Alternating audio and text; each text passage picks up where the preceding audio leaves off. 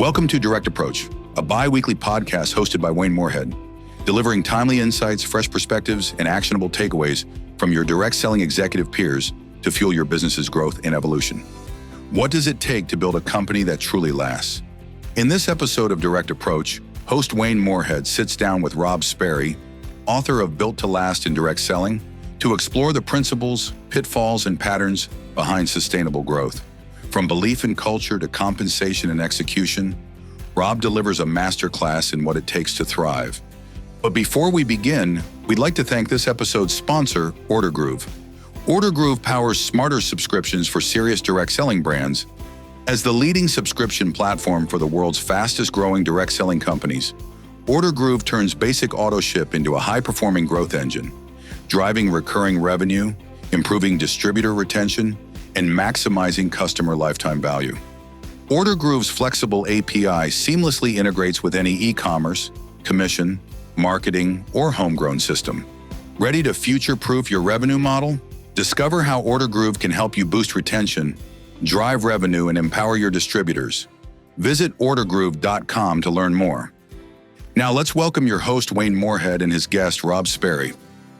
Hello and welcome to another episode of DSN's Direct Approach podcast. As always, I'm your host, Wayne Moorehead, and fortunate to be in the studio today, which is a really cool treat. Usually it's just me and a screen and the guest and a screen, so this adds a much more enjoyable dynamic, I think, for all of us. But our guest is recognized as one of the top trainers and consultants in the direct selling space. His expertise has been featured in books, podcasts, blogs, and publications across the globe. He's spoken in 23 countries and is the author of 18 books. That's a prolific amount of books and authorship, including his latest, Built to Last in Direct Selling, which is a strategy guide for companies serious about retention, duplication, and long-term growth, which is something I know that we all need. Today, we're going to dive deep onto the book and learn a lot more from the author himself. And he also has a Facebook group with a couple thousand of the top income earners in the channel where he helps coach and learn and share best ideas. So he really has his finger on the pulse of what's going on in direct selling and across the landscape. I'm excited to welcome Rob Sperry, industry thought leader, advisor, and innovator. Rob, thank you so much for being here. Hey, thanks for having me. It's a little bit better than a Zoom. I'm glad we live pretty close to each other. Yeah, way better than a Zoom for sure.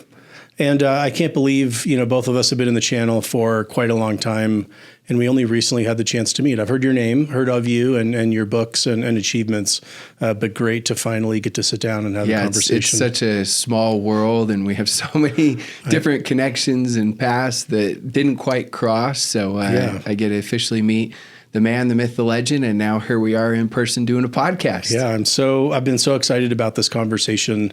Loved the book, which I know we get a chance to dive deep on. I was fortunate to read a couple advanced copies. So that was a really cool experience to see the book, the thoughts, and even some slight evolutions as you continue to develop it. So thank you for sending that. It was really, really a learning experience for me. You have such an incredible career across companies in so many different roles where you've been able to have a huge impact on the channel as a whole. Can you share a little bit about the path that initially led you into direct selling and where you are today? Yeah, for sure. So I was initially a tennis guy. I played college tennis. That's what I wanted to be, a pro tennis player. And I remember I'm down at, I don't know if you've ever been to the Indian Wells, Palm Springs pro tennis tournament. And I'm there as a college tennis player, and the director of that tournament sat us all down because we were actually playing a college match during the same time as the pro tournament.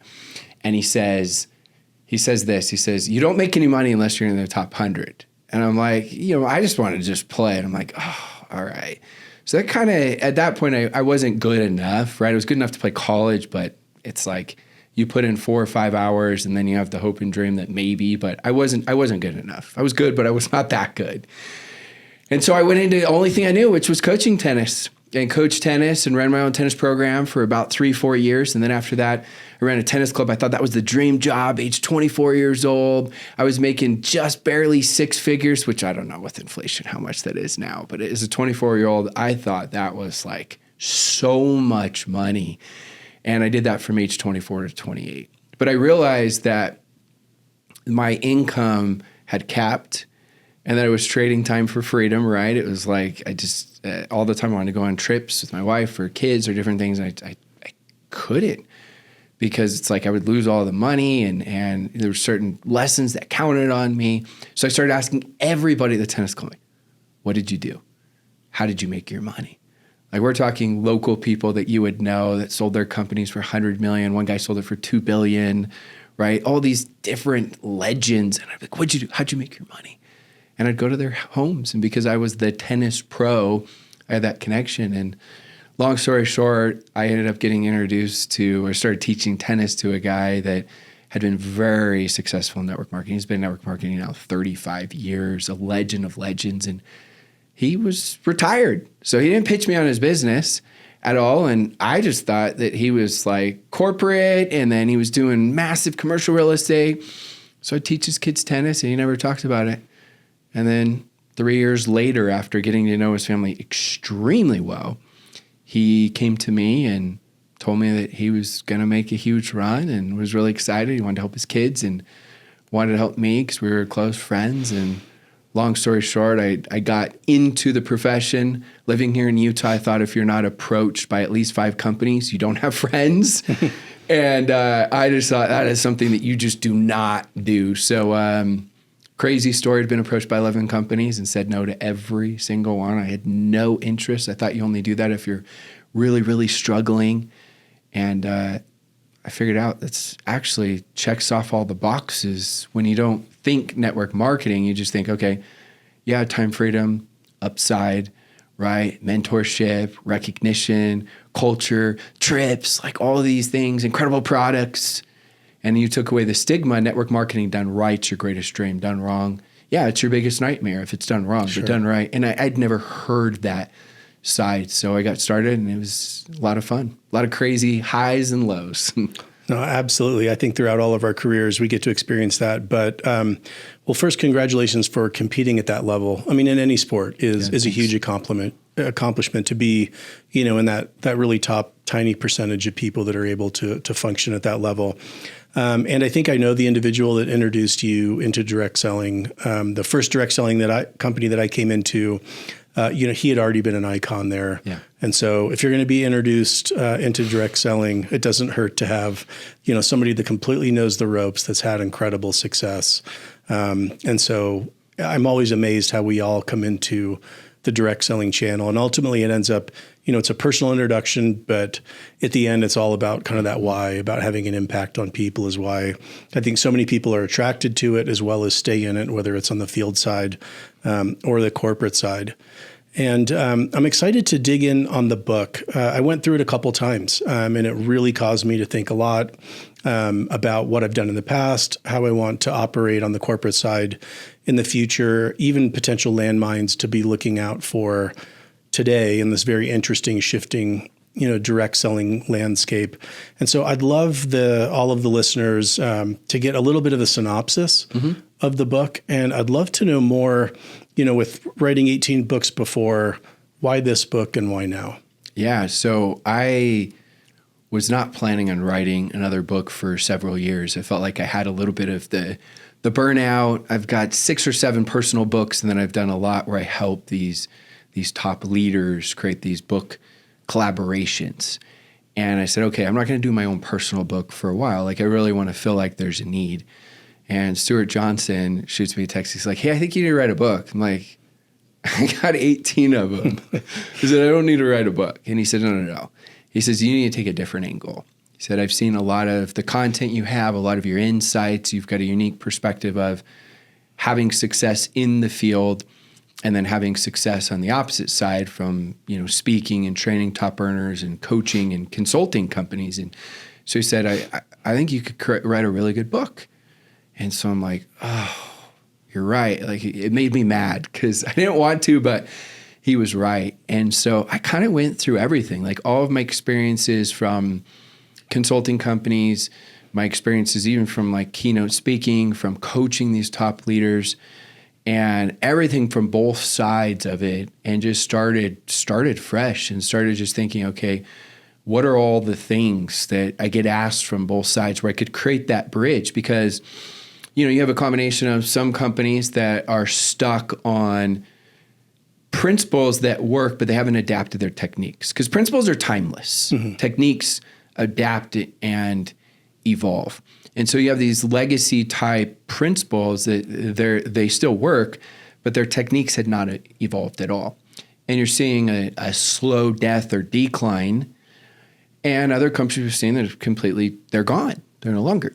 Then we're seeing some opposite side where these companies are all new school, modern day techniques, but they're losing some of the old school legacy principles that are timeless. And so when they go through situations where we see post chaos in the world, that happens, we're seeing them, what's happening? Like my posts people aren't signing up for my posts anymore. And we're in a social media recession right now where it's not like they're demoting reels and content like that. It's just there's 100 times more reels. And also like our attention span, we've seen them, it's not as engaging. So they're like, well, what do I do? Because they haven't been developing some of those skills that will always work. And so that was the goal, is merging the legacy principles that always work as well as the modern day techniques to help bridge that gap. Yeah, I think that perspective is so incredible and so powerful. I had never been in the field. So as much as I try to walk in the shoes of distributors and brand partners, I've never fully been able to do that. But being in markets is as close as I've come to understanding needs, wants, and desires of customers and distributors. And that really came through in the book. And that's why I think Stuart's right. Stuart's always behind the scene, suggesting and moving some of the chess pieces around. But I'm really glad that he reached out to you, because so few of us have that duality, the perspective on both sides of the table. And that really came through, because it makes me try to, again, walk in the shoes of our distributors more often. And I think it's also powerful what you mentioned, the balance of being kind of timely and timeless, where most of the time in our organizations, there's a culture of one or the other, or we end up chasing that new shiny object, which is more of those tactics, is more of those kind of timely elements of, now it's social media, it's AI, it's customer focus and acquisition. And we do lose sight of some of those things that have really built this channel over the last 100 years and built our respective companies. So having both and be able to kind of metabolize both of those simultaneously, I think is vital going forward. So thanks for writing the book. I think it's something that every direct selling executive, everybody in direct selling should read, because of the incredible perspective and how timely it is right now. Going through the book, there were some quotes, there were some frameworks and ideas that really stood out. And I'd love to dig in deeper with you, mainly around kind of 5 of these, and then we can freestyle on some other aspects of what's going on in direct selling. But the first was really about leadership. And you talked about the leader or the trust recession, which I think was a really interesting way to think about it right now. And one of the quotes that stood out to me, I'd love to read it and kind of get your thoughts on this, but you wrote that leadership presence gets people's attention. Culture is what keeps it. So what is that balance between, the corporate presence being involved, but then you can be overly involved and end up stepping on the toes of those brand partners and inadvertently kind of pushing them away. So how can we keep culture and things like this moving after that initial hype of, whatever the latest launch or technology or tool wears off? Yeah, it's such a tough balance. And when we think of culture, there's so many different directions. When we talk about leadership culture, I think about a restaurant that's opening, and you've got the owner of the restaurant that is there. And as the owner of the restaurant is there, right, he's like she's super warm and welcoming, and it's like part of the culture, and you're so excited. And then 6 months comes down the road, and then what happens, you've got the staff, and they're behind the scenes, and all of a sudden you're like, wait, this restaurant is a little bit different.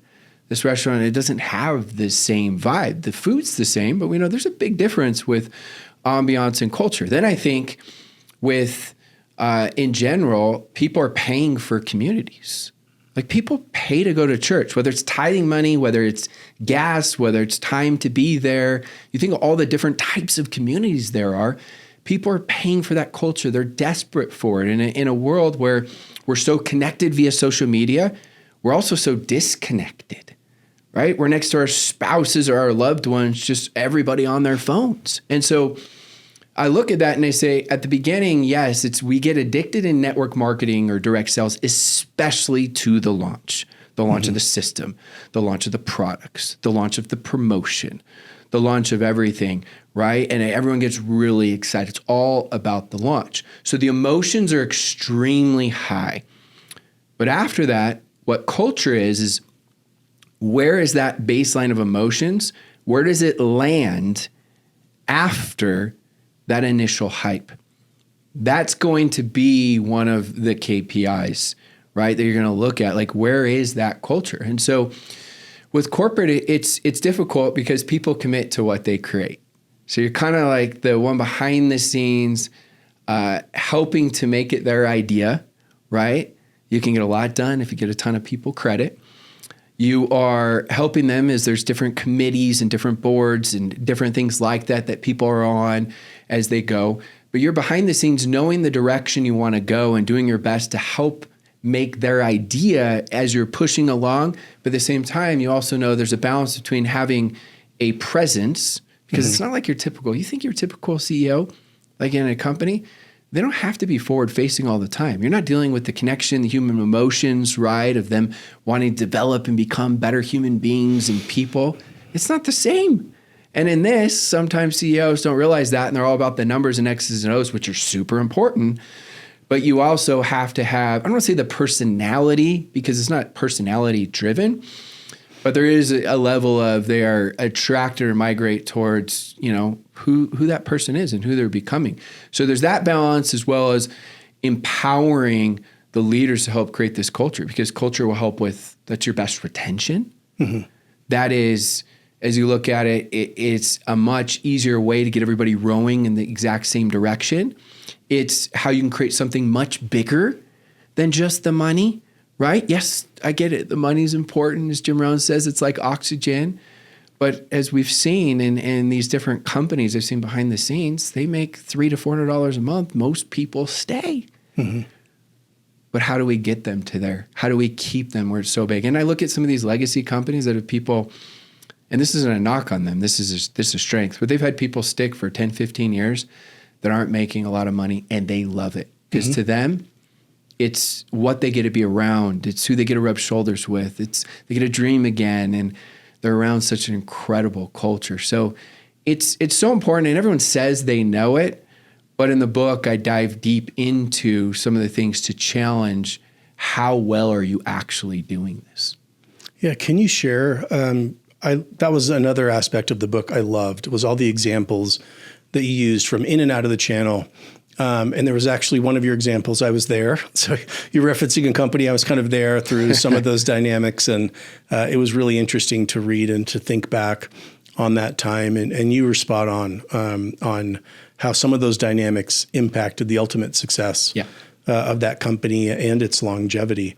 But you mentioned community and culture. And I think especially in today's world where there are so many other options to earn supplemental income. We used to be the only game in town for 100 years. And in the last decade or so, there are so many options out there. And one of the things that we really offer, our main value prop, in my opinion, that stands out from all of the others is that community, is that culture that they can be a part of. Again, even if they're making $400 or $500 a month, but they're around like-minded people that share the same value, that have the same mission and vision in mind. How can we do, as a whole, across our companies, do a better job of communicating that, where, at least my feed is inundated with opportunities to sell this product or, create my own Amazon store and sell someone else's product. But it's always one and done. Yeah. It's that one product, that one sale, and then move on, start filling the funnel again.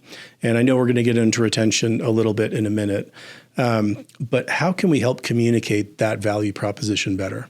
Yeah. I mean, you look at it, if you're competing from a transactional standpoint, geez, with the influencer age, the Amazon age, right, with all of these different things, someone is always going to say, whether it's true or not, that they have a better product and they have a little bit more of this secret magical ingredient. And that's tough. And that's not to downput and downplay the importance of creating incredible products. I love the direct sales channel, and I believe we have some of the very, very best products. So that's not to downplay Absolutely. that. Of course, that's important. But if that becomes just the main thing, you're missing it. Like I look at it, you could say product X, Y, and Z. If you're buying it, whether it's helping with your skin or your energy or your sleep or your weight loss, that's one thing. But if you're buying into it and the intangible is the community, maybe the community has a challenge that helps you out. Maybe the community creates a system, right? It's not just your normal regime with instructions, right? Yeah, I'm getting countless testimonials and people sharing, hey, for me, it actually didn't work as well week 1, but week 2 was absolutely incredible. And then you have the mental standpoint of it, where it's like, I found that, week 3 was the hardest to get through from it mentally. I'm just giving examples and analogies because there's so many different products and services as well, depending on what you're talking about. But you're actually buying into community. And going back to, we talked about that with culture, right? Now we're transitioning that culture into the community. That's the intangible. That's the X factor that actually makes the products or services value so much greater what you're buying into. And so it's key that we understand that and know that, whether it's the Facebook groups or the Telegram channels or the WhatsApps. A lot of times, like, yeah, I've got that. Okay, well, most of the time when I look at it, I'm like, okay, do you have maybe themed days? Do you have maybe a random act of kindness day that you do once a month that everyone's doing, where it's bigger than just the products? It's like, oh, wow, we're part of something that's, absolutely incredible, that's giving back, that's not even part of this. Do you have set amount of testimonials that you have as you go? Do you have many challenges you go to help kickstart people, right? All of this stuff becomes where it's much bigger. Because I can just go to the gym, right? But if I go to the gym and I have a trainer, that helps me a lot more. If I go to the gym, why are Orange Theory classes so big in classes like that? Community. Yeah. So there's the gym, right? That's the product. There's a trainer that's good. That's maybe the upline, right? Or the company helping a little bit. And then there's Orange Theory, which is the community. Yeah. Yeah, I loved that you talked about, and that kind of connects back to one of your earlier comments about all of us feeling so disconnected, where I think we are starving for community. And so, the transactional side on the product, yes, it's important. That's table stakes. If you're not selling and transacting, whether it's enrollment or purchases, you're not growing. Your company's going to die. But people stay and often come for that community, for that, to remove a lot of the disconnectedness that I think all of us feel. And you also talked in the book about kind of the pacing, how leaders can maybe be too involved sometimes, but there is a cadence and a level with which they need to be involved in the field and seen. And I'll tell you, I'll shift and kind of add another question in here. And with the kind of the founder, leader, the main person at the top, you also want to save them and position them in a certain way with the brand partners and with the customers. Mm-hmm. I've also seen where founders can be overused, where then some of the impact ends up dissipating because they get overused. What's your thought on, let's say it is a founder that's still involved, an innovative founder. How would you leverage and use them to have visibility, but then maybe not overexpose them? Yeah, that's a really good question. And it's such a tough balance. So I look at it this way. I look at it as, yes, it's important because they bring like the true heart where it's much bigger. Like there's this big purpose and there's this big vision. And like I said, it's not your typical, oh, I'm just going to go buy this phone or I'm going to go buy this, right? And that's it. Like you are buying the community, you are buying to a culture. And the person at the top is the one that's going to steer the ship through the storms that are going to inevitably come. So you're following in that. You're following a lot of that vision. Not initially, most of the time, sometimes, but not initially, unless you're a leader. But eventually you are. But if that leader or that founder or whoever is that person that's that front-facing person becomes too accessible, it diminishes their value, right? Like if they start doing, and it's like, oh yeah, you got 10 people, I'll be there. Yes, their goal is to give, and their intent is so great as we're here for everyone. But then that law of edification becomes where they're not a big deal. And so that impact becomes less and less and it's diminished. And it goes the saying in direct sales that I remember hearing about 20 years ago of, you're never a prophet in your own country. And I remember that when I was in the field building, it's like I start building these teams and, I hit the highest levels, and it's like my own meetings that, were a couple times a week in person. It was like you barely get anybody. And I go to a different state or a different team, and there's all these people there and tons of people, and they're so excited. So it's that same concept of principle of, eventually you pick and choose. You want to be visible enough that you're having that impact and making sure it's going in the right direction, right, as the captain of the ship. But at the same time, on the opposite side, you want to make sure that it's not so much that it's micromanaged, because you don't want to be a leader of followers. Yeah. You want to be a leader of leaders, and you want to have impact. So that's where you can start picking and choosing of when and where, and also start creating requirements, right? You're not going to just show up for some random event because this leader's begging you. Define it. Create exactly what that is so that they can earn it, and it makes it special. And the leaders should understand that. Like that's like their secret weapon they have in their back pocket that they want to utilize at the right time with the company. Yeah.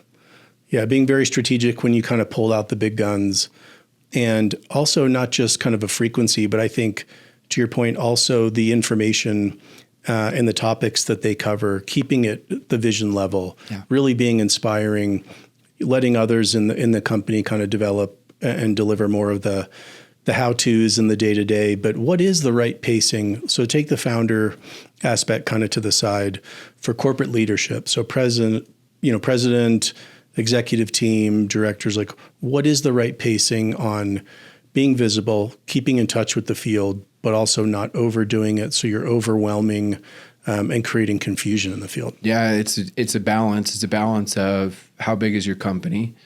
It's a balance of how great is your leadership, right? So if I'm a new company and corporate's got the best leadership and they can help facilitate and bridge that gap, and the field doesn't have very strong leadership, there's going to be a much, much, much more influence and impact.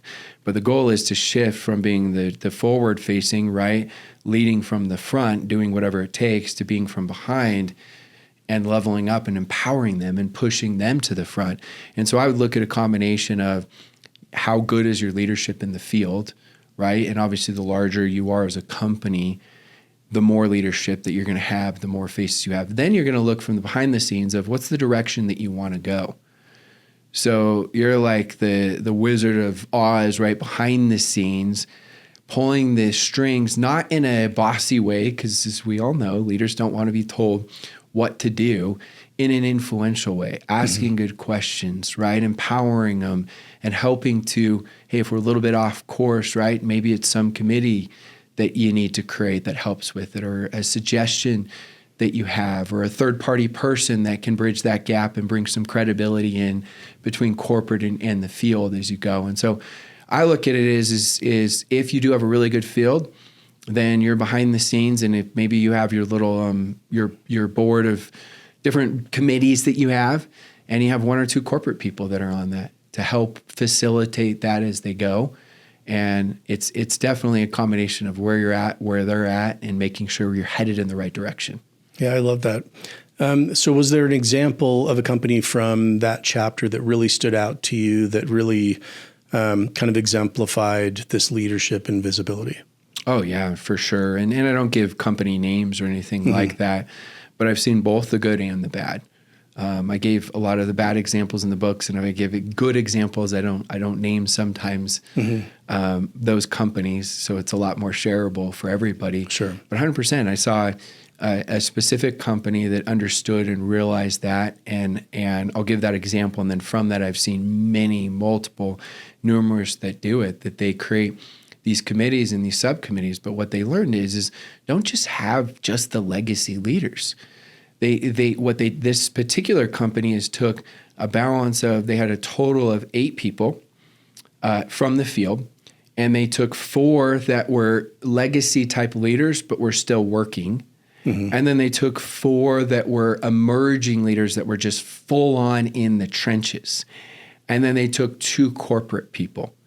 And that was an incredible combination. And what they were working on really was that leadership development.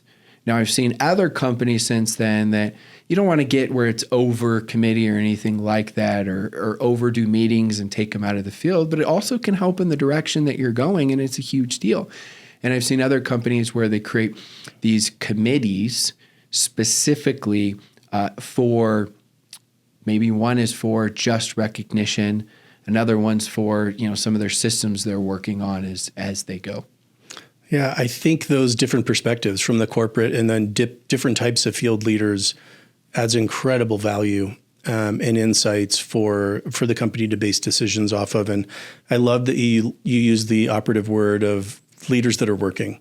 Yeah. Because there are those, again, unfortunately, and they've earned it to some degree. They've been in the company a long time.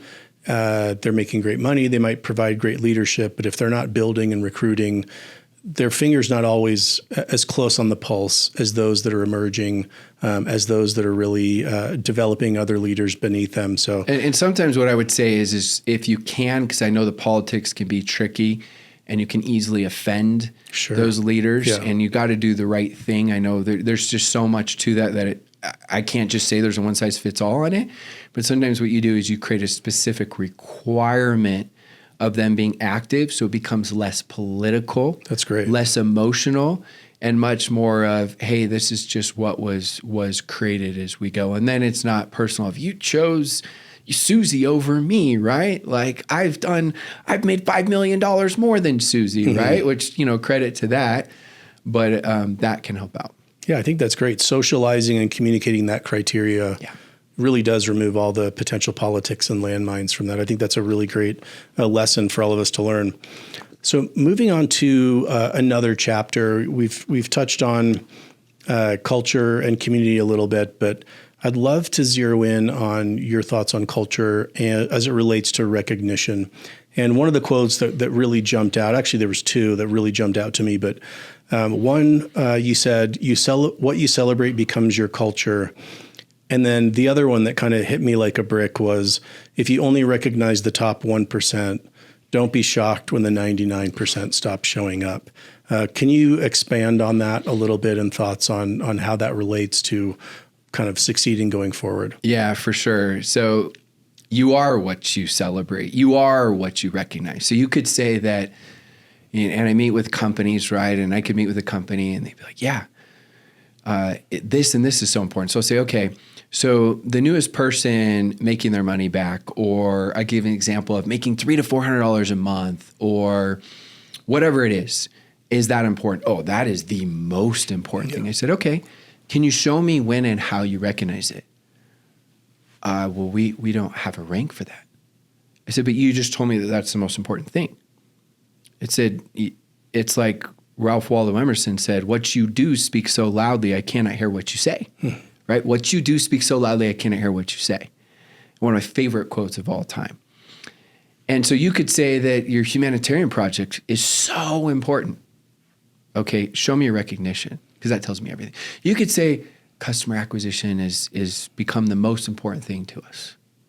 Okay, show me how you're recognizing it. You could say, oh, for our leaders, like how active they are. And I've seen multiple companies that have created newer type, not necessarily ranks, but a way to recognize the most active leaders. And they've created their own metric for that to gamify it. So smart. Yeah. So smart. Not my idea, right? But I saw that and I was like, so smart. Seeing companies do that. And so I look at that and I challenge you. What are the things that you want to be the most important is the better way to say it? And how are you going to recognize those? Now, with that said, I get it. You could say recognizing the newest person, making their money back is so important. And you're like, but how do I do that, right? Our company's in momentum. We're doing hundreds of millions of dollars. We can't recognize 5,000 people. I understand that. And that's where you have to unpack how is that done, right? Because at the beginning, it's easier to do the one-offs a ton. But as you grow, this is why they just get overwhelmed and they start panicking and they don't know what to do. I mean, I cite in the book, I remember being at an event of a top $1 billion company and legit, if you were not making $1 million a year, you were not recognized. Well, there's a reason why that company didn't make it. And that's one of them. I know there's many other reasons. And so you have to find that, and you have to find the solutions. And that's even something where you say, hey, let's do a 3-hour meeting on it. We don't have time to go through all the ideas, but lots of ideas. I mean, I've helped companies I've helped leaders where I said, okay, great. For your leadership team, when someone does this, why don't you just have one dedicated post inside of your Facebook group rather than creating, hundreds of posts where all of a sudden you feel like Pamela, right? And they turn off notifications because you're so overwhelmed. I said, just have one post and then comment inside that post, shout out that person, right? As you go, and then go text many of the team members, say, hey, can you go, reply to the comment that I just made on Susie that just, made her money back as you go. So there's lots of workarounds. Yeah. Don't think like it's impossible. But it's worth the time to look at it, because most leaders from both corporate and the field think, oh yeah, like we do pretty good. Look at recognition. Men die for it. Women cry for it. Most people do not leave their jobs because of lack of pay. Studies show it's lack of appreciation. Yeah. And this right here is one of the most important aspects of your community, of your culture. Most of the time it's free. Not always. I get that. Some of the corporate will be like, oh, I understand not all of it. But most of it is free. So do not overlook it. At the very least, you should have a quarterly meeting of challenging how well are we doing at it, and I want everyone to bring one new idea to me on how we can improve it. So I'm not saying over-recognizing. I understand there's a balance on how you do that, but I'm really big on this.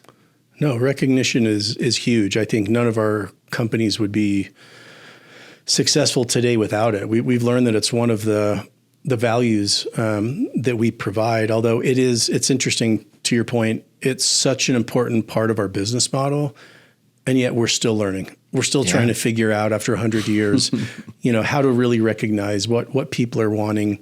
And you said something that also sparked kind of an idea for me, but recognition doesn't always have to be on stage. It doesn't have to be the macro recognition, the trip, the award, walking across the stage. There's micro recognition and personal one-on-one. Sometimes, and this is where technology today especially can really lend a hand, but just shooting someone a note, a leader, a sales leader over a region or something, just saying, hey, I just saw that you rank advanced. Just want to say congratulations. And so I think there's a lot that we can do on the personal one-on-one that's not always public facing or field facing. But with that technology, I don't want to say, you can automate it. I don't want to take the personal nature of the recognition, because that handwritten note, that personal phone call can go so far in motivating one of our field members to get to that next rank. Or maybe if they were just about to kind of throw in the towel, he said, you know what, I'm going to double down because they got that one phone call, even if their team or the whole field didn't see it. I think there's a lot to learn there. Can you talk a little bit more about some of the unintended consequences of recognition that you've seen at companies? Yeah. And when you say unintended, meaning like where they do it in a bad way? Yeah. Going back to it, I think you start having success, and if you start having a ton of success, you just feel like we don't know what to do. And so you have your events in different places where all you do is recognize the huge ranks, which I'm not saying not to. Absolutely, you should. But you have the masses that are there for community or culture. Maybe they're really good at customer acquisition. They love the humanitarian aspect of done stuff. Maybe something with your products or services, they've had huge results, right? And we start forgetting more and more about them because we feel like, look, we're in so much momentum.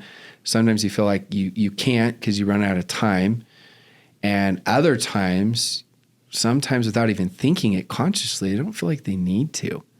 Right? Successful people just do the basics better. And as we have more and more success, oftentimes we go through this arrogance, and it doesn't feel like arrogance in the moment. You're not like, I'm so great, right? It's more of a subtle arrogance of like, hey, we're doing really well, and you forget. That's the arrogance. We forget of what really makes this thing go is the brick by brick, right? Because when you're going up like this, that's great, but you're always going to fall back to that level of the customer base that you have when you're not going through the momentum phases. So how well is that growing? How well are you recognizing? Like you said, subtle little things. I mean, they could send a quick 1 minute video, 1 minute, and call them by name, right? And send it to them, different things like that. You can create some of these system things as well that you help with the leaders where they start implementing it and they're doing it as well. And so you're helping them, right? Hey, you've got some ideas. What do you think, right? And then they'll come up with their own things that may even be better as you go. So yeah, I've just seen where it starts creating this culture of just only the top people. And that's our greatest need, is our need to feel important. Like from How to Win Friends, Influence People, there's always bits and pieces I remember from books. It's the one thing I will never, ever forget is this, our need to feel important. And we can't ever forget that. Yeah, that's something we all need. That's a fundamental need for all of us, I know. And I think another aspect of recognition, oftentimes we think of it as kind of downstream, like after results. It's kind of a thank you to recognize their current or the efforts that they just completed. But we don't often think of it as an upstream driver for moving the needle. We're going to look at promotions. We're going to look at the compensation structure. We're going to look at new product launches. But you talk a lot also about if you fix the scoreboard, you fix the game. Yeah. So can you share a little bit more on that? Yeah. So it's so important that we find unique ways to focus on effort.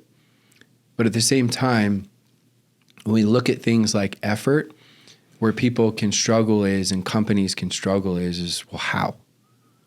Like, how do I focus on effort? How do I create a challenge with, let's say, the top leaders or whoever's on your committee? How do we do that? And there's lots of different ways that you can do it that really aren't that complicated. I mean, honestly, I've seen leaders put together, and of course, corporate can do even better, but they just put together where it's simple of them, they're making X amount of new invites, or they're tracking third-party validations. It could be if they're doing a Zoom, if they got a Facebook Messenger chat, if they're doing a three-way call, whatever their principle is or their technique. The principle is the third-party validation, and they're screenshotting that to send in as their evidence of what they did for this challenge. That's effort-based. Social media, it could be something super, super simple of, we don't want to be the spammy pammies, or we're just like pitch. We want to provide value, but we also want to create awareness of what's something that you love about your products. That's something that's effort-based. It's a screenshot. Invites, I know, can be a little bit harder. Of course, someone can always cheat the system, but you can do something similar like that with it. And so they make it all based off of the efforts for simple point systems.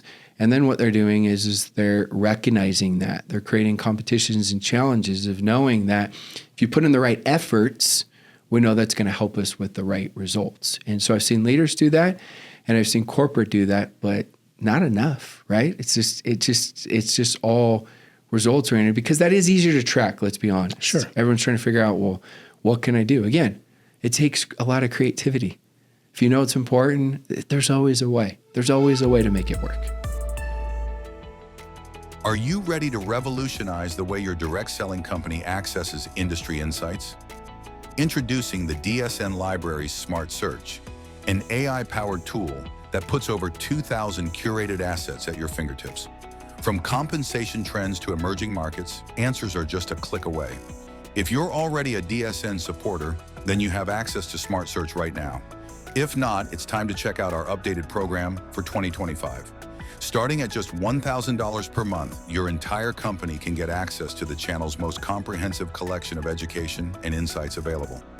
Visit directSellingNews.com/supporter to see a demo of Smart Search in action and to learn how your company can become a supporter now. We also invite you to join us for the Fall DSU happening October 7th through 8th in Plano, Texas. Visit dsnevents.com today for details. So I'm going to shift into another chapter and idea around compensation strategy. Such a hot topic right now. I can't think of one company that's not, having this conversation, looking at potential adjustments and enhancements to their compensation, because so many of our compensation plans were built for an earlier time. Yeah. Things are changing, distributors are changing, needs, wants, their drivers of why they want to join and why they want to build continue to change.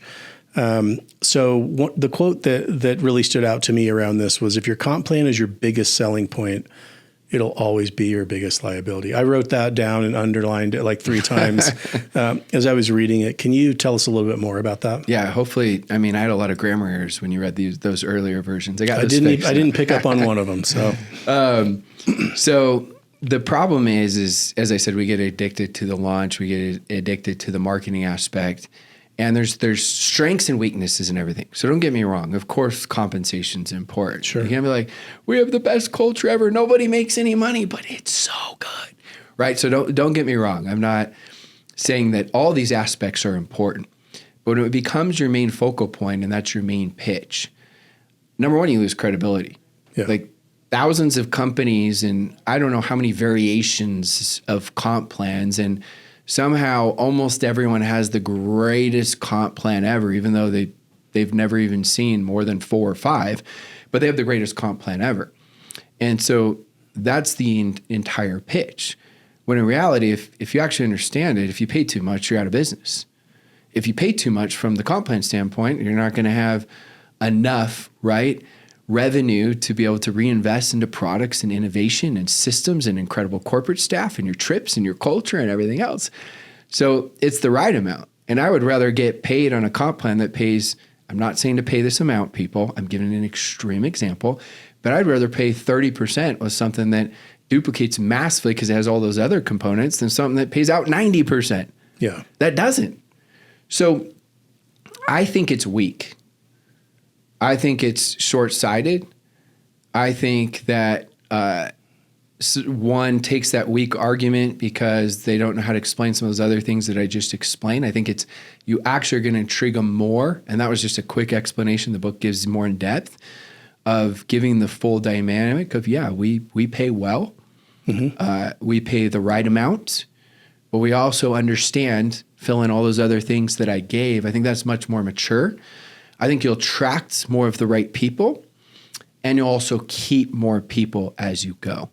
Now, I do understand sometimes we do need to make comp plan changes or enhancements. That's great. All I will say is I've seen it work very, very well. I've seen it work poorly. If you change your comp plan too much, even if it's a good change, it's a bad change. Mm-hmm. If you're a basketball player and you create this incredible basketball team, then all of a sudden they say, hey, we're going to have the 3-point line. We don't have any 3-point shooters. Like, we just created 5 years of this team for this, and you're telling me and you're selling me on how it's so great, right? It takes a long time for thousands and tens of thousands and hundreds of thousands and millions of distributors, depending on how big your company is, to get it, to row in the same exact direction.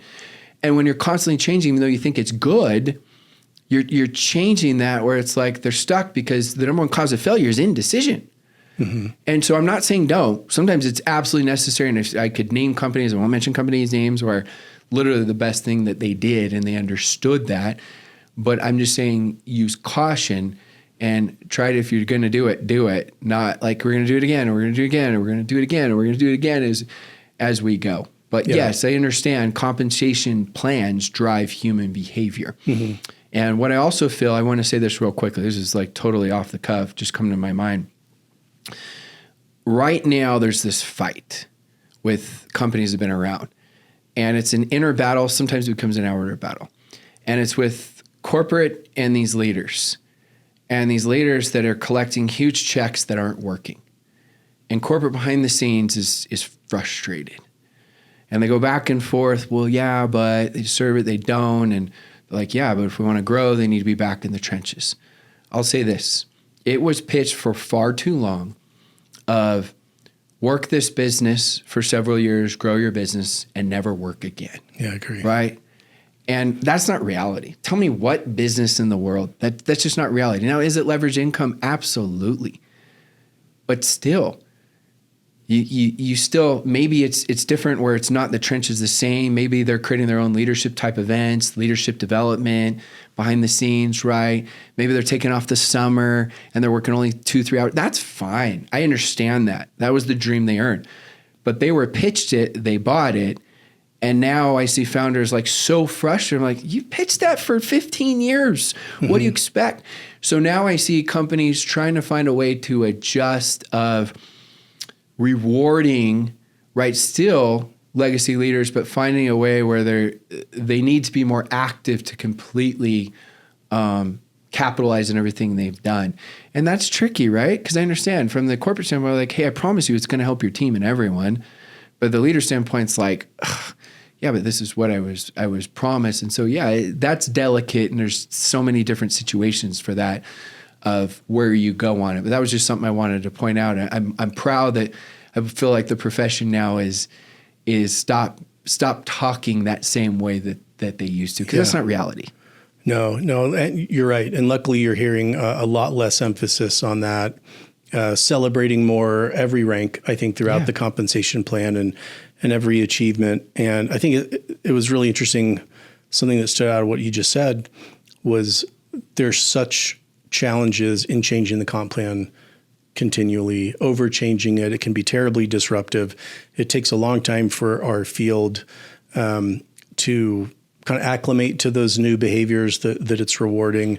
And also it has the potential for leaders to wait and sandbag. If they know, another change is coming and another change, it's hard for them to go and recruit someone and say, this is how you're going to make money if it's continually changing. I think equally as challenging are those comp plans that never changed, that were built, decades ago. And so I think that's why it's so dangerous to completely hang your hat on your comp plan as your main differentiator. It's a vital element. A vital element for rewarding the behavior of the field, rewarding customers for sharing. But if it's only about the comp plan, you recruit them because of the comp plan, you're going to lose them because of the comp plan. Yeah, someone's going to leapfrog you. Someone's going to have the next best comp plan, 5 years from now that's slightly more relevant. And what do you do at that point? So I agree. It's a huge product. I look at comp plan as one of the products, one of the ways that we provide value, but subtle changes, occasionally in the right way and strategically can be important, but such a huge topic for us right now. I know everyone is literally wrestling with this topic right now. I want to ask another question around a quote that you talked about, stop marketing the features and start building a system. Can you share a little bit more on how that relates to the comp plan? Yeah.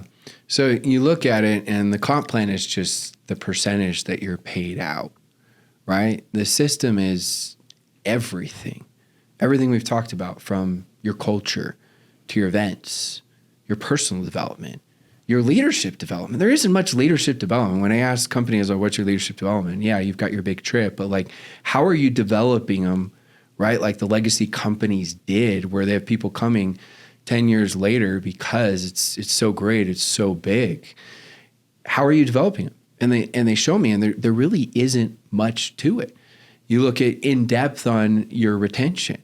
You look at in-depth on what's your duplication strategy? What are you doing for teaching the skills?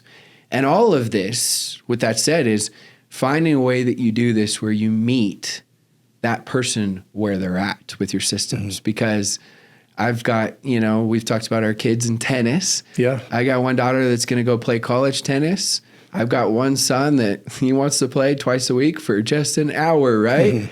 That's fine. I love them equally. Yeah. But I'm not going to try to turn everybody into a pro tennis player. Some want to play college. Some want to just play for fun with their friends. Some want to play high school. Some want to make the varsity. So finding a way to create that inside your systems with everything together is really, that's the whole book of, you've got to have all of that together. One missing piece can actually hurt all of the other pieces. They all go together and they all help each other and they all lift each other up. And then after that, inside the book, we talk about different things to actually measure and see. Because, oftentimes when I talk with companies, I say, okay, tell me, bigger the company is, the more they usually have data, right? But how long does the newest person actually stay? What's that point? How much money do you need to get them making for them to stay forever? How long does the average customer order? When are they dropping off? How are they dropping off? What's your touch points in between for them? All of this adds up for really just always improving the system, but at the same time, I've seen companies and leaders create these systems where it's like 72 steps, and it's so overwhelming that it's like all at once, and it's not like time release based on the actions that they're taking. And so, yeah, it's tricky of having enough, but when and how it's delivered. Yeah, I think with how the competitive landscape has changed around additional or supplemental income, that demand for simplicity has never been stronger than it is today. I mean, from how we talk to how we structure promotions to what you just mentioned around onboarding and getting people started. If it's too complex, they're going to bounce. When with some other opportunity to make income, it could be as easy as turning on an app and it's starting like, to earn money. How many times I did this so I can make fun of myself because this is what I was taught and I did it. But it's like newest person comes in, right? Let's say Julie wants to make $500 a month. And she starts right away and we're like, hey, watch all of these getting started trainings for like 5 getting started trainings. Here's the comp plan. Here's the products. And then it's like, oh, what's your why? And Julie's like, huh? Does your why make you cry? She's like, what? In her mind, she's like, I just want to make my money back. I'm not downplaying the importance of your why, but talking to someone about their why when at the beginning, they just want to make their money back and they're trying to make this thing work a little bit. It's just the wrong time. Yeah. They don't have that level yet of commitment. And we start out with this flood of great information, but it's awful information because it's too much at the wrong time. You ask anyone about when they started, and I will tell you 99% of leaders that, and I'm guessing it's about that though, of leaders I've asked this question to, and I've done this on stages all over the world. What elaborate system did you follow when you had massive momentum at the beginning of your network marketing, direct sales career? All of them will laugh. Mm-hmm. I kept it really simple and I made invites and I took action and, right? Yeah. It was always simple. When you look at the companies, when they go through the most amount of momentum, the plan is simple. When they get out of momentum, they overthink it and it becomes this complex, this 72 step. And so I always go back to what Steve Jobs had this quote from Leonardo da Vinci in his office, and it says, simplicity is the ultimate sophistication. So you're right. Everyone's craving simplicity more and more and more. Yeah. Well, I was going to share a thought along those lines, and just based on time, I kind of may move forward a little bit. But I mean, it is to some degree a little bit of a Maslow's hierarchy, if there's a direct selling version of that, where we need to talk to leaders a little bit differently than those that are just absolutely brand new coming in, overwhelmed, still working day jobs, just trying to figure things out, but keeping things as absolutely simple as possible. And it's also an interesting observation.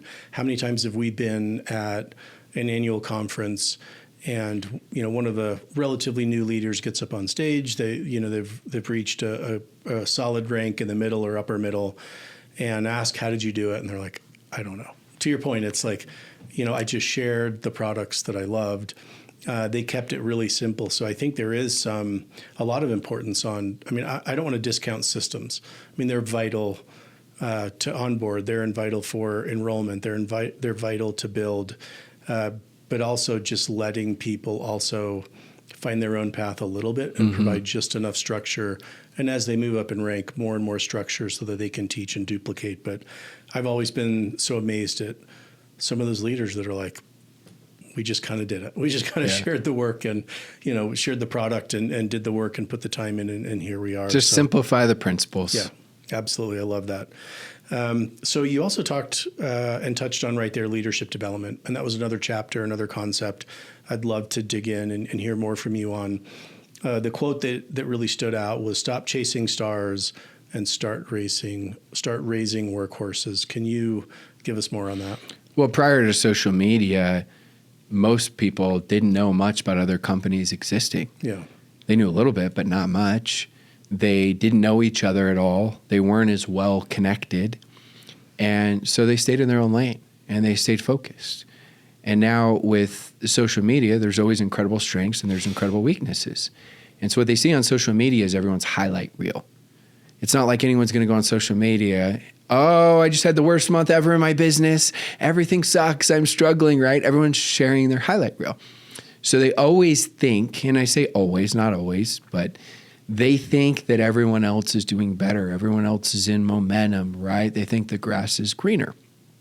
And because of that, you don't hear anymore about some of the legacy principles I would hear of, and it's not a set thing, but it was a concept, a mindset of 1 year to learn how to do this business, 3 years to make a full-time income, 5 years to make a big income, 7 years to make a world-class income. Now they come in and it's like they're treating this like net lottery ticket marketing, net hoping, net wishing, net dreaming, net looking around. Is this thing going to take or is it not going to take? Whereas before it was always thought, hey, this is going to take time. Like you're making a lot less on the front end so that you can have leveraged income on the back end. So now with that said, you're seeing more switching than ever before.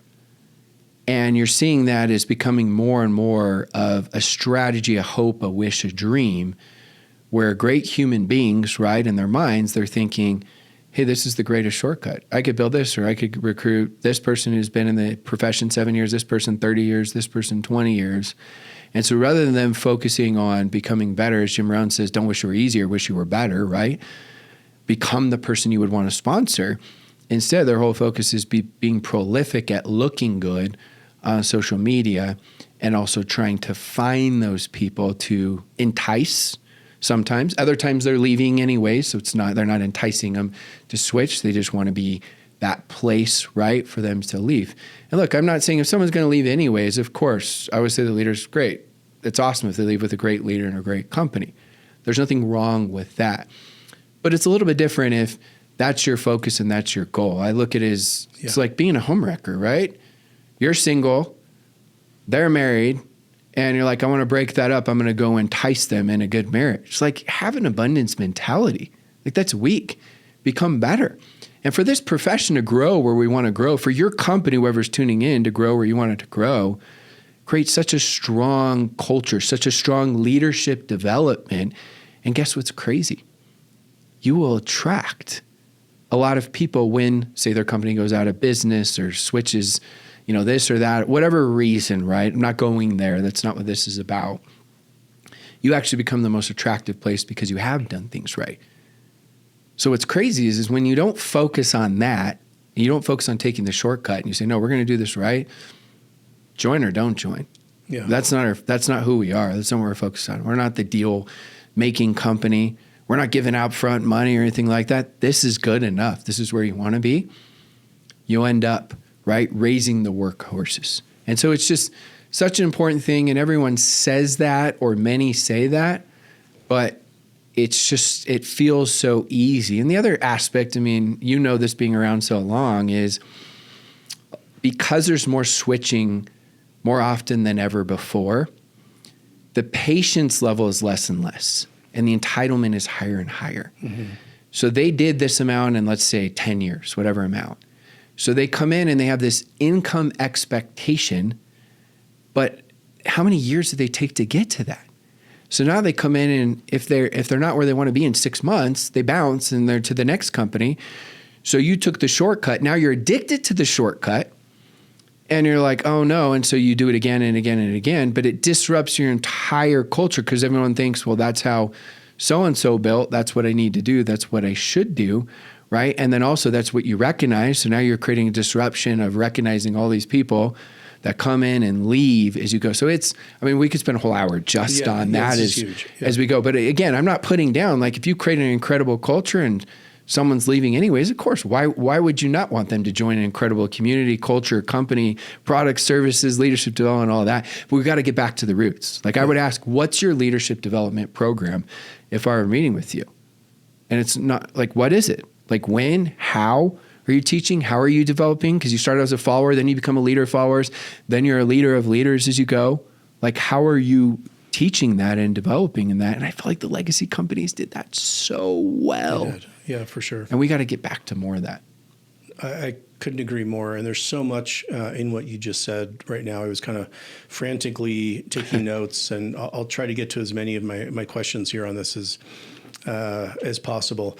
But you talked about an increase in switching, that for a long time we were seeing it more and more frequently. One interesting dynamic that I've really started to notice more, and at DSU was talked about pretty extensively, is more of these people are switching in a lot of ways for the right reasons. They want to find the right company for them. One, and first and foremost, a company that's committed to the channel. Obviously, we know there's been other companies and that haven't been quite as committed to the channel. We've seen probably more changes in the last 18 months in that respect than we did in 18 years. But we have those people that are switching or looking to switch. They're looking under the hood more than any generation of distributors I've ever seen. They're digging into the policies and procedures where it used to just be a quick, I'm going to check the box and keep going. They're looking at how litigious the company might have been in the background. And to your point, the leadership development program. And so to your point of making sure that we're doing it right, brand partners today, distributors today, as they're considering what company to join, they're going to do a deep dive on us. They are. And they'll know if we're doing it right, if we're not doing it right. And so I think it's incumbent on us to make sure that we have our ducks in a row, that we really are kind of making those hard decisions, that we're committed to them, that we're committed to the channel. On the topic of leadership development programs, what does that look like today?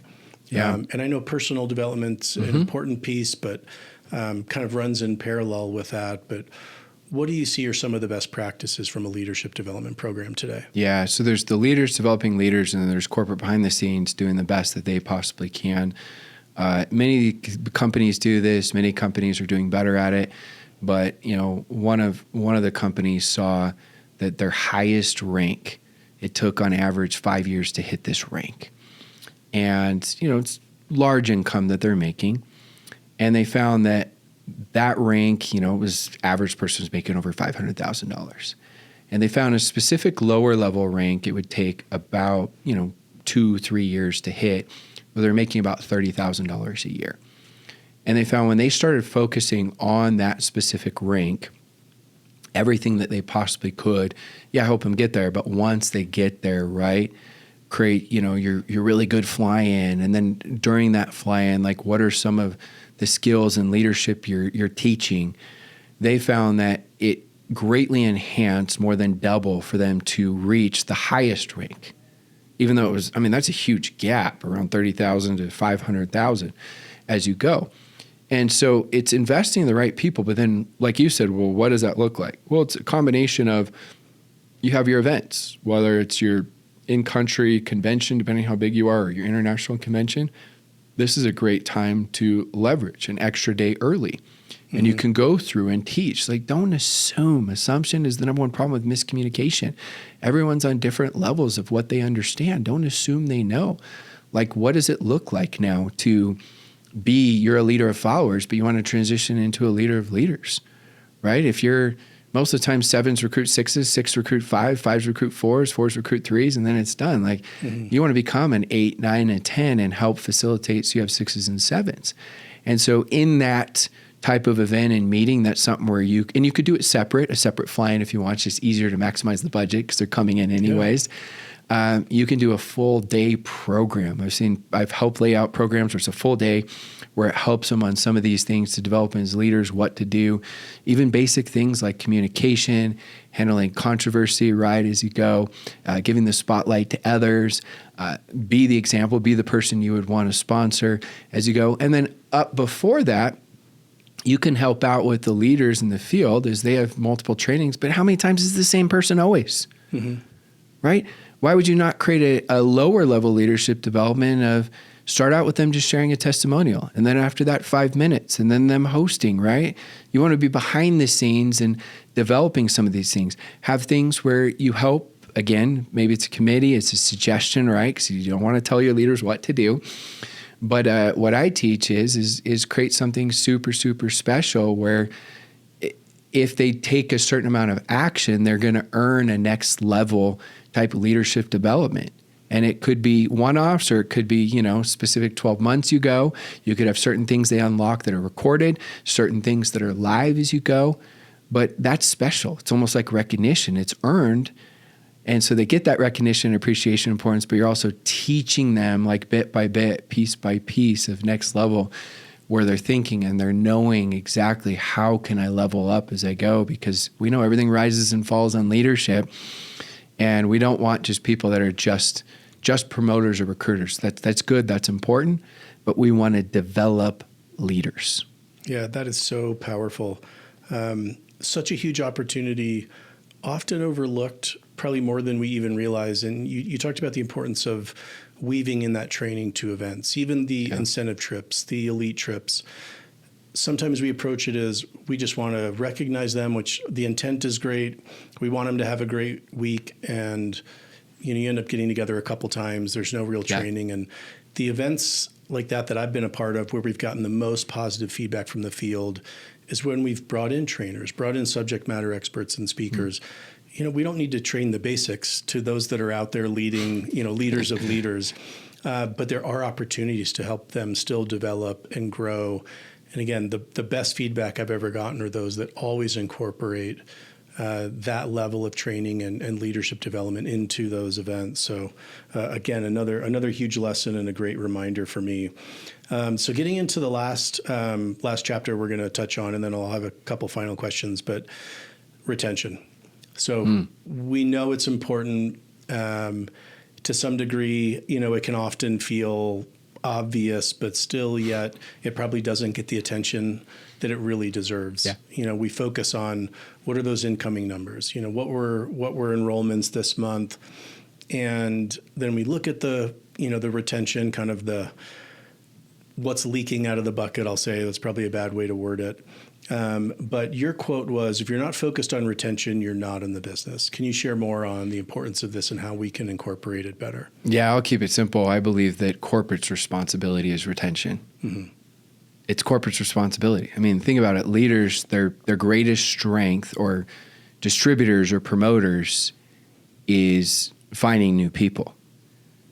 And for them, you don't know what systems they're going to create for retaining. Some are great at it. Some are just the worst at it. And so as corporate, you take the responsibility, especially with customer acquisition, of that responsibility for retention. Because like I said, you're going to go through momentum phases where you have tons of new enrollments, but you're always going to fall eventually that base of your customer base, right? When momentum's gone, that's where you fall. And how far you fall, right? That's going to tell you everything about your company and where you're at. And so you look at it and you say, what are all the things that we can do to retain better, instead of just throwing out promos that's just sponsoring? I'm not saying sometimes, yes, absolutely you need that. But all too often that's it. As we were talking earlier, it's like you have the bucket and the water is sponsoring recruiting, and companies are always just, everything is sponsoring recruiting, but they have so many holes in the bucket, the water keeps leaking out. And we've got to plug a lot of those holes. So look at it. What's the lifetime value of your customer, right? Do you need to get your customer to order? Typically, I've seen in most companies, if it's a product-based company, there's different kind of service-based companies. Typically, you get them to order that fourth order, 4 months, you got a customer for life, right? And so it's like, okay, if that's the case, what do you have? Like most of the emails I receive from these companies, when, if I start with them, I want to get their emails. I'm like, are you testing it? Are you looking at, like, I would look at what's the open rate? Are you sending too many messages, whether it's email, text, not enough messages as you go? What's the open rate? What's the click-through rate? At which email are they unsubscribing? And if you are looking at, why would you not be looking at that every single quarter and improving it? And then split test A and B as you go. And then you can take them from that, and maybe you have a corporate testimonials, or you have a corporate, maybe a Facebook group everyone's using, or Telegram, or whatever else you can. So you're plugging them in something else that they're getting dripped on, right? I know a lot of teams have customer groups. And of course, as corporate, you got to make sure that you've got something there in case they're not around, right, in 2 years. But you plug them into that group, and now they're getting daily exposures as they go. And so you're nurturing, because once you buy, I want to be sold once I bought. Yeah. Like I buy something. Brand, I want to know, like, hey, what does this product do? Is it going to make me run faster, recover quicker, sleep better? Have more, like, I want to be like sold so hard once I bought. But it's like, we just done. They bought. Yeah.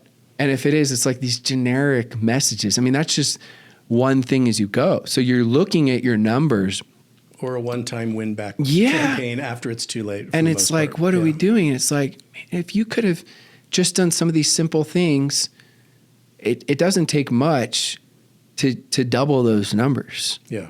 I mean, really, it doesn't take much as you start improving these things over and over in the experience. And then you start looking, okay, when they cancel, it's not like once a whatever win back. It's like, okay, what's our campaign right after they're done? Or to get them so that they don't cancel, we send a one-time thing to keep them going. Like you're literally looking and you're challenging it of we are constantly getting better and better. Like it's never done.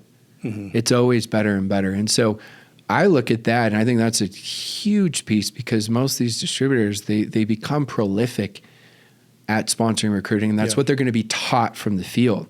Sure. So you as corporate take the responsibility of they're going to bring them in and we are going to be the very best at retention. We're going to be the best at retention.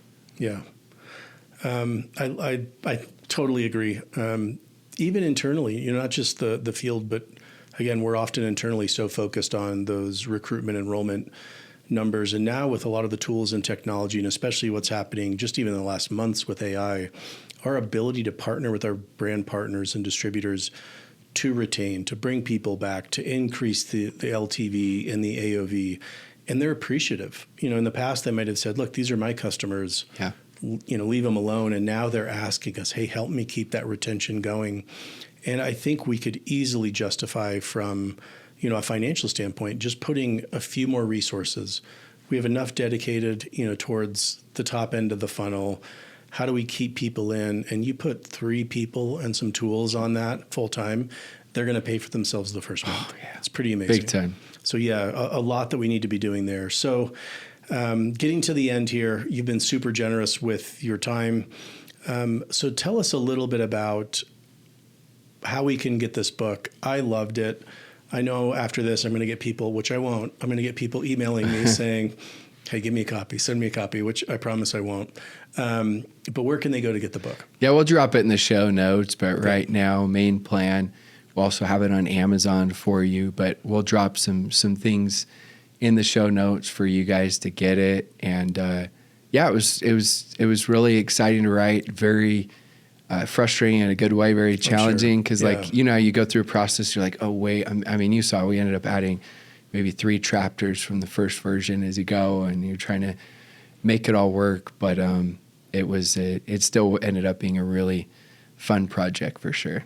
Yeah, not just fun. It's going to be really impactful, I know, for all of us. So thank you. Honestly, I know that it's a lot of work and a labor of love, but I think it's going to have a real impact on our companies and our channel. I've read it probably 3 times, and I know that I need to read it at least 3 more to really soak up all of the examples, the principles. There's great frameworks and checklists that you've included there.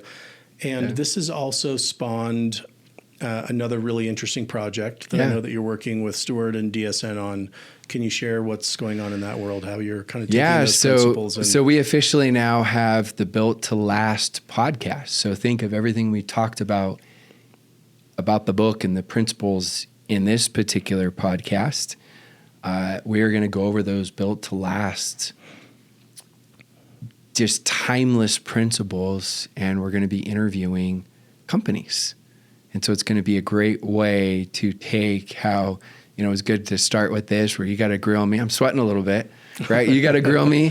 It's getting hot in here, and I'm going to be able to go through a lot of these things with companies and learn, because each company has their unique thing they're doing extremely well. So we can learn from all of these companies and spotlight them on what they're doing. And for me, it's just such a passion. I am a better father, husband, leader, neighbor, human being because of this profession. And my goal was doing the tennis thing was to get out where if I ever did tennis again, it would be for fun. And as we talked, I get to coach my boys and girls high school tennis teams, 6 months out of the year. It pays very well, $0. But it's because of what this profession provided, right? I've been able to do that, and I've been able to focus with I got 4 kids and a wife. We do 7 family vacations a year. My motto is die with memories, not dreams. And I've literally been able to go out and do that. But who the person I've become from this profession is why I get so excited. I'm like, anything we can do to help grow it, because there's so much negative news. Negative news spreads times 1,000 in this profession. That I love what you guys are doing. It's amazing, because more and more awareness we can create of helping everyone to have more success is just incredible. Yeah, and your passion and love for direct selling and how it impacts you personally and all the other lives we can touch really comes through. It says a lot about you as a person, your leadership style as well. I can't wait to start listening to the podcast. I'm a voracious consumer of podcasts. I listen to Blake's. I can't wait to start listening.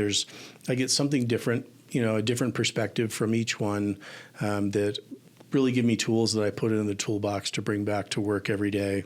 So thank you for taking that on. Thanks to Stuart also for helping to make it happen. And so last question I'd love to leave is, you look out across this really exciting, very dynamic, ever-changing landscape of direct selling. What are you most excited about as you look out over the next 3 to 5 years?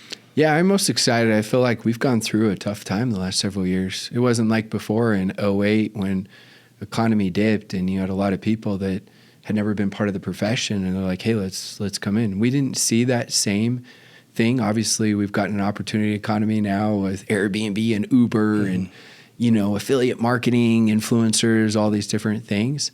But I think actually that dip was really, really good because it's forcing us to be better. We've got competition now with Amazon doing so well and expectations for customer service. And I felt like it had to get much worse for companies and leaders to get hungry, for them to say, you know what, now it's time. Because, things going really good. Well, you don't want to make changes. And so we've already started to see a lot of those changes we talked about. And so I am seeing those legacy principles being readapted for many that weren't, getting back to those basics along with the modern day techniques, but not getting too obsessed as that is a crutch. And you're starting to see it, but it's like everything. You can't just plant seeds and say, okay, where's my tree? It takes time. And I'm starting to see that already with companies that I talk with and with leaders. And so for me, I'm really excited. I'm not a person that's going to sugarcoat it. I'm not a hype person. I'm not a doomsday person, right? I am very optimistic, but I'm not the person going to be like, hey, we're 200 billion. We're going to be 400 billion. It's not how I look at it. I look at if we can make progress and go in the right direction, we can introduce and finally again start having new people that haven't been part of this profession come join. And I believe we're just starting to turn the corner, and that's what I'm excited about, is new people that are not part of this profession say, you know what, that's exactly, I didn't think it was because I thought, ooh, direct sales, but that's exactly what I've been looking for. Yeah, that's beautiful. I love that. I agree completely in how exciting and optimistic I am as I look out over the next 3 to 5 years. I think no other channel, no other industry has the permission to succeed in today's social economy than direct selling does. We invented it. We've been leading the way, and we just need to continue to do so. And we're going to continue to get better as we listen to your podcast, as the book gets out into the world. So thank you for all you do to help champion the channel as a whole and help us all get better. So thanks for being here today. Thanks for having me. I appreciate it. Thanks for tuning in. Appreciate it. Thank you for tuning in. Please take a moment to subscribe and give a 5-star rating and review to help Direct Approach continue to provide more candid insights and interviews for direct selling corporate executives. We also invite you to join us for the Fall DSU happening October 7th through 8th in Plano, Texas. Visit dsnevents.com today for details. Thank you for listening and supporting DSN and the Direct Approach podcast.